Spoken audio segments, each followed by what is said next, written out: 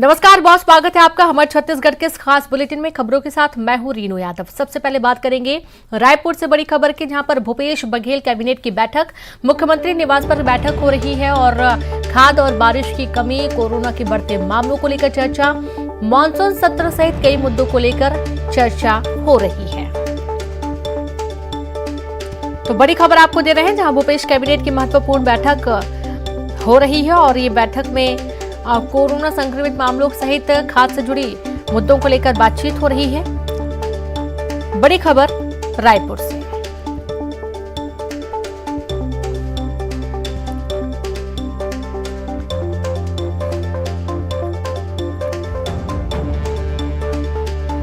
तो मुख्यमंत्री निवास पर कैबिनेट की महत्वपूर्ण बैठक शुरू हो चुकी है। भूपेश बघेल कैबिनेट की बैठक में कई सारे प्रस्ताव रखे जाएंगे।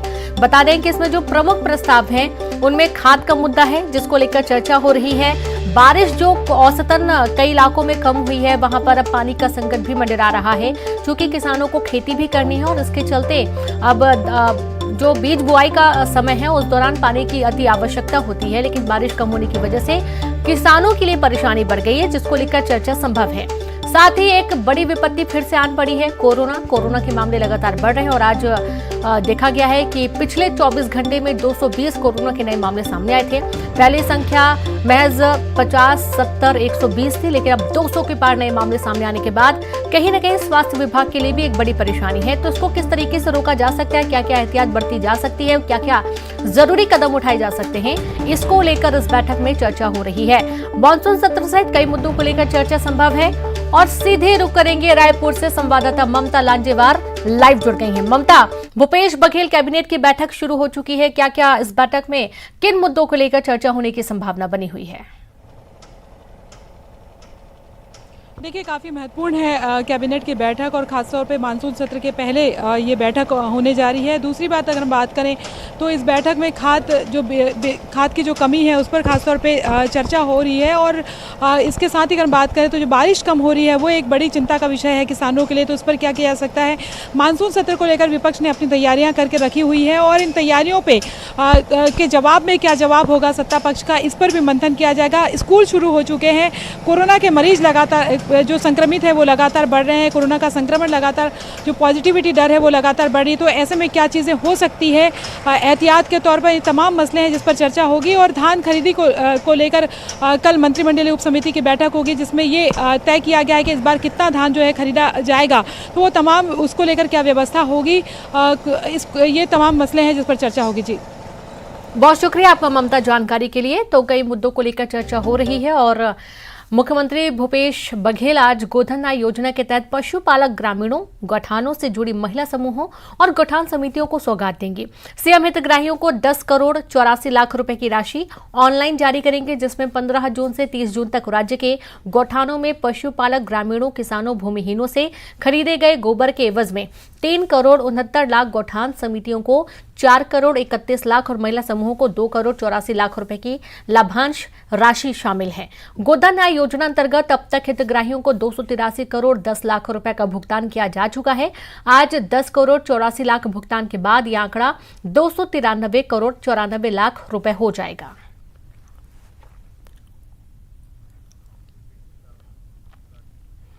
और अब रायपुर से खबर है, जहां पर प्रदेश कांग्रेस के नेताओं को मिली बड़ी जिम्मेदारी। असम, यूपी के बाद अब गुजरात में जुटेंगे प्रदेश के नेता।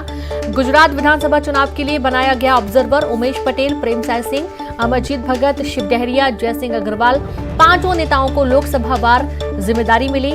साबरकांठा के लिए उमेश पटेल बनाए गए हैं ऑब्जर्वर, अहमदाबाद के लिए प्रेमसाय सिंह ऑब्जर्वर बनाए गए हैं, खेड़ा के लिए अमरजीत भगत को पर्यवेक्षक नियुक्त किया गया है। तो वहीं बात करेंगे सूरत लोकसभा की, जहां पर शिव डहरिया पर्यवेक्षक बनाए गए हैं। गांधीनगर लोकसभा में जयसिंह अग्रवाल को पर्यवेक्षक बनाया गया है। रायपुर में सीआईटी की press conference, confederation of all India traders की प्रेस वार्ता। प्री पैक्ड वाले प्रोडक्ट पर जीएसटी लगने का विरोध, संगठन के राष्ट्रीय महामंत्री प्रवीण खंडेलवाल का बयान आया है, जहां देश के 85% लोग करते हैं प्री पैक्ड प्रोडक्ट का इस्तेमाल। बटर, मिल्क, लस्सी, पोहा, मुरमुरा पर लग रहा है 5% GST. Unbranded pre packed product पर भी जीएसटी लगेगा। सरकार के फैसले का सीआईटी विरोध कर रहा है।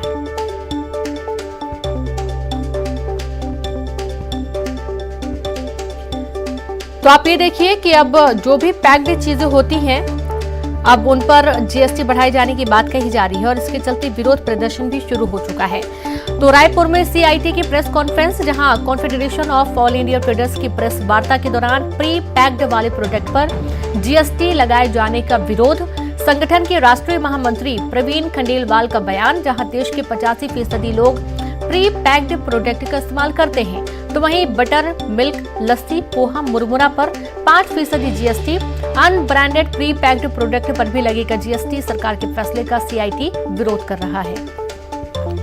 और संवाददाता अवधेश रायपुर से जुड़ गए। अवधेश, वाकई में देश के तकरीबन 85% लोग प्री पैक्ड चीजों का इस्तेमाल करते हैं। इसका कारण ये भी होता है कि भागती दौड़ती जिंदगी में वक्त नहीं रह जाता है कि तुरंत जाकर चीजें खरीद कर लाई जाएं और उसका इस्तेमाल किया जाए। इसका विरोध कर रहा है सीआईटी।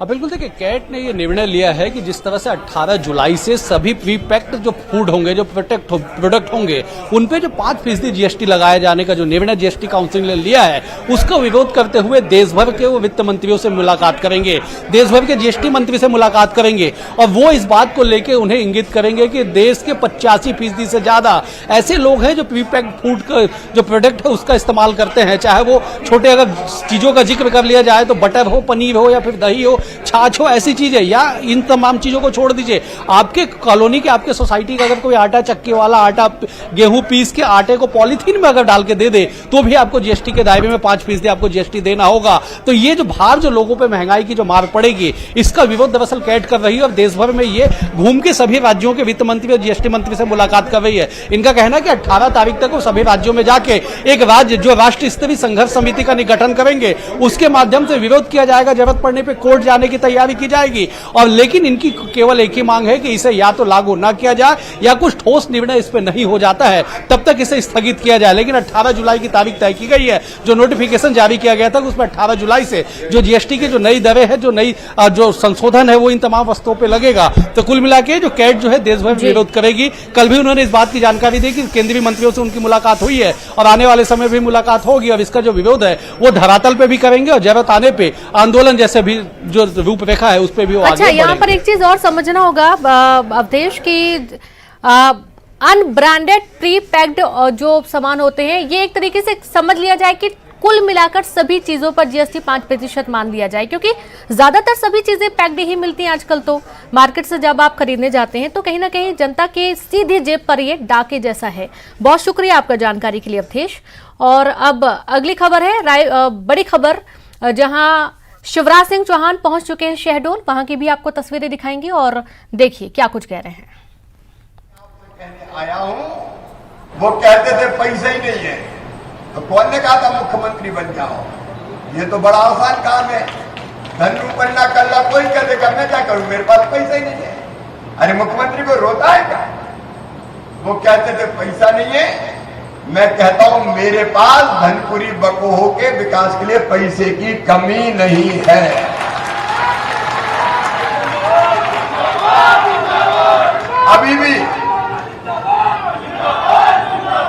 अभी भी भरपूर पैसा दिया है, काम गिनाने का मेरे पास समय नहीं है, पर आपको आगे भी पैसा दूंगा, चिंता मत करना। मुख्यमंत्री शहरी पेयजल योजना में 18 करोड़ 18 लाख दिए, लेकिन मुझे पता चला कि धनपुरी में अभी और पेयजल की योजना का विस्तार करने की जरूरत है, घर घर पानी पहुंचाने के लिए और काम करने की जरूरत है। तो अमृत 2 योजना में 11 करोड़ रुपया और यहां देने वाला हूं, ताकि कोई पेयजल की कमी नहीं रहे। रानी अवंतीबाई इंडोर स्टेडियम बना, विद्युत अधोसंरचना बनी, अलग अलग मुख्यमंत्री शहरी अधोसंरचना के अंतर्गत काम हुए, सामुदायिक भवन बने, तालाबों का सौंदर्यीकरण हुआ। ये काम गिनाने का समय नहीं है।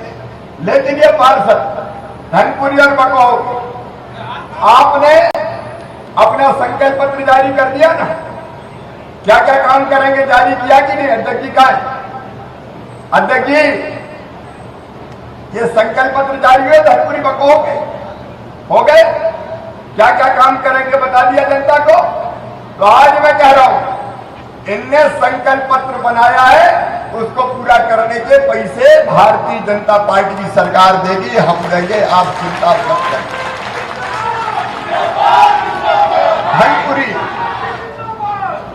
धनपुरी के साथ बकोह को भी विकसित आदर्श शहर बनाएंगे। जाओ बकोह की जनता से कह दो। और दूसरी बात, विकास के काम तो करेंगे ही, लेकिन जनता की जिंदगी भी बदलेंगे, गरीबों की जिंदगी भी बदलेंगे। कैसे? देखो मेरे बहनों में, अपनी सरकार भारतीय जनता पार्टी की सरकार, अपने प्रधानमंत्री नरेंद्र मोदी जी दिल्ली में बैठे हैं, यहां भारतीय जनता पार्टी की सरकार, मैं मुख्यमंत्री हूं, तो विकास के लिए भी पैसा आएगा। अभी अध्यक्ष जी कह रहे थे, कमलनाथ गुस्सा हो रहे थे अधिकारी कर्मचारियों पे, मैं देख लूंगा, अरे रस्सी जल गई, बन नहीं गया, तुम क्या रोकोगे, जनता ने तुम्हें ही देख लिया, तुमने किया क्या। धनपुरी वालों, बकोह वालों, ये कमलनाथ थे जिन्हें गरीबों के कल्याण की पूरी योजनाएं बंद कर दी थी। जवाब दो कांग्रेसियों, मैंने चालू की थी भाजपा की सरकार में संबल योजना, संबल योजना, और मेरी बहनें बैठी है, मेरी बहनों, संबल में क्या था, हमने तय किया था कि गरीब बहना अगर बेटा बेटी को जन्म देगी तो जन्म देने के पहले 4,000 रुपया और जन्म देने के बाद 12,000, कुल 16,000 रुपया देंगे, ताकि बेटा बेटी को जन्म देने के बाद माँ कुछ दिन घर पे आराम कर सके और खुद भी अच्छा भोजन कर सके। बताओ बहनों, ये जरूरी था कि नहीं? बोल के बताओ, जरूरी था कि नहीं? अब कमलनाथ से पूछो, इसने संबल योजना क्यों बंद करी? अरे मेरी बहनों से लड़वा के पैसा छीनने वाले कमलनाथ, तुम्हें वोट मांगने का अधिकार है। बहनों, इनने 16,000 रुपया बंद कर दिए। अब चिंता मत करना, जाओ पार्षद के उम्मीदवार बहनों भाइयों कह दो कि मामा की सरकार है, अब बेटा बेटी को बहनें गरीब जन्म देंगी तो 16,004 पहले और 12 बाद में मिलेंगे, ताकि मेरी गरीब बहनें घर पे आराम कर सके। योजना फिर से चालू कर दी गई। गरीबों के कल्याण की सारी योजना तुमने बंद कर दी। अरे बेटियों की शादी करते थे हम, कन्या विवाह योजना के अंतर्गत कमलनाथ ने कहा मैं 51,000 रुपया दूंगा, बेटियों की शादी हो गई, फेरे पड़ गए, टोली उड़ गई, ससुराल चली गई, साल भर बाद भांजे भांजी भी आ गए, लेकिन कमलनाथ का पैसा नहीं आया 51,000। तुमने कन्यादान में छला मिला। और केवल इतना ही नहीं, हमने तय की एक बात और, आज मैं बता रहा हूं, और नोट कर लेना, नोट ये मैं कर रहा हूं, भारतीय जनता पार्टी की सरकार कर रही है। संबल में हमने एक चीज और तय की। और चलिए कुछ और खबरों का रुख करेंगे। रायपुर से बड़ी खबर है, जहां छत्तीसगढ़ में बन रहे सूखे के हालात और राज्य के 125 तहसीलों में औसत से भी कम वर्षा हुई। 32 तहसीलों में औसत से आधी भी नहीं हुई है बारिश, और तो वहीं बारिश नहीं होने से धान की बुआई प्रभावित हुई। पानी नहीं मिलने के चलते धान की फसल खराब हो सकती है। तो एक तरफ बुआई भी प्रभावित हो रही है, धान की फसल भी खराब होने की आशंका बढ़ गई है। 32 तहसीलों में औसत से भी आधी बारिश नहीं हुई है, यानी कि बहुत कम बारिश हुई है। सूखे के हालात हैं और इसके चलते अब किसानों की परेशानी बढ़ गई है। तो वहीं रायपुर में मंत्री लखमा का अजीबोगरीब बयान सामने आया है। बारिश की कमी पर मंत्री लखमा ने बयान दिया कि अब इस पर हमारा बस नहीं, देखते हैं, भगवान को फोन लगाते हैं। बारिश की वैकल्पिक व्यवस्था पर उनसे सवाल पूछा गया था, और जब मीडिया ने उनसे सवाल पूछा तो उन्होंने ठाके भरी हंसी के साथ ये जवाब दिया कि अब इस पर हमारा बस नहीं, देखते हैं, भगवान को फोन लगाते हैं। नहीं गिर रहे तो हम लोग क्या कर सकते हैं? भगवान को बात करते हैं, फोन लगाते हैं कभी।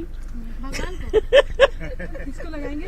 भगवान को लगाएंगे। कोई चर्चा होगी इस पे? पानी अच्छा हो। हमारा बस्तर में भी थोड़ा हल्का फुल्का पानी गिर रहा है, मध्य प्रदेश में खूब गिर रहा है। वो भगवान का देन है क्या हो सकता है। लेकिन जब पानी नहीं गिरता है तो सरकार भी कुछ व्यवस्थाएं सरकार में ट्यूबवेल खोदा है, बहुत कैनाल चल रहा है, अगर डैम भरेंगे तो तभी तो पानी आएगा। और खबर छत्तीसगढ़ से है, जहां कोरोना की बढ़ रही रफ्तार। 24 घंटे में 220 नए कोरोना के मामले सामने आए हैं। 122 कोरोना के मरीज रिकवर हुए हैं और कोरोना से एक मरीज की मौत का भी मामला सामने आया है। दुर्ग में 62, रायपुर में 36 नए मामले सामने आए हैं। बड़ी खबर आपको दे रहे हैं छत्तीसगढ़ से। तो 24 घंटे में, पिछले 24 घंटे में 220 नए कोरोना के संक्रमित मामले सामने आए हैं। 122 कोरोना के मरीज रिकवर होकर ठीक हुए हैं और एक मरीज की मौत भी हुई है। दुर्ग में 62 और रायपुर में 36 नए कोरोना केस सामने आए हैं। साथ ही एक और बड़ी खबर दुर्ग से, जहां पर प्राथमिक स्वास्थ्य केंद्र छावनी का 11 स्टाफ हुआ कोरोना पॉजिटिव। 3 डॉक्टर सहित वार्ड बॉय और नर्स कोरोना संक्रमित हुए हैं। स्वास्थ्य केंद्र को सैनिटाइज कर किया गया बंद। रिपोर्ट आने के बाद कार्रवाई की गई है। जिले में 24 घंटे में 63 नए कोरोना मरीज मिले हैं। इनमें 11 मेडिकल स्टाफ, 3 एनसीसी कैडेट और एक ही परिवार के 4 लोग शामिल हैं। जिले में लगातार कोरोना संक्रमण फैलने से चिंता बढ़ गई है। प्रशासन ने अब तक जारी नहीं की कोई भी गाइडलाइन। बड़ी खबर है दुर्ग से, एक ही परिवार के 4 लोग कोरोना संक्रमित पाए गए हैं। 24 घंटे में 63 कोरोना के नए मामले सामने आए हैं। तो आप देखिए कि बारिश के दिनों में डेंगू का खतरा भी बढ़ गया है। जगदलपुर से खबर है, जहां पर डेंगू के 13 नए मरीजों की पहचान की गई है। सरकारी लैब में 8 और निजी लैब की जांच में 5 मरीजों की पहचान हुई है। 30 वार्डों में डेंगू फैला हुआ है। हर दिन 6 से ज्यादा मरीज मिल रहे हैं। डेंगू के बढ़ते मरीजों से प्रशासन अलर्ट है। कलेक्टर ने कई वार्डों का निरीक्षण किया, अधिकारियों को दिया साफ सफाई का निर्देश। लापरवाही बरतने वालों को चेतावनी दी गई है। लार्वा को मारने के लिए दवा का छिड़काव भी किया जा रहा है।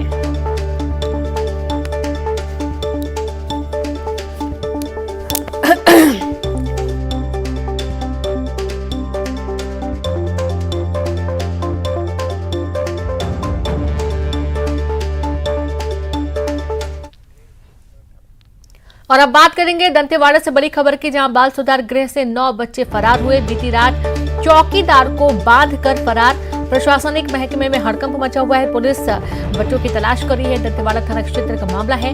बाल संप्रेक्षण गृह से 9 बच्चे फरार हुए और आप ये देखिए कि 2 चौकीदारों को बंधक बना दिया, रस्सियों से बांधकर यहां से फरार हुए। हत्या, चोरी सहित कई सारी वारदातों में बच्चे यहां पर कैद थे।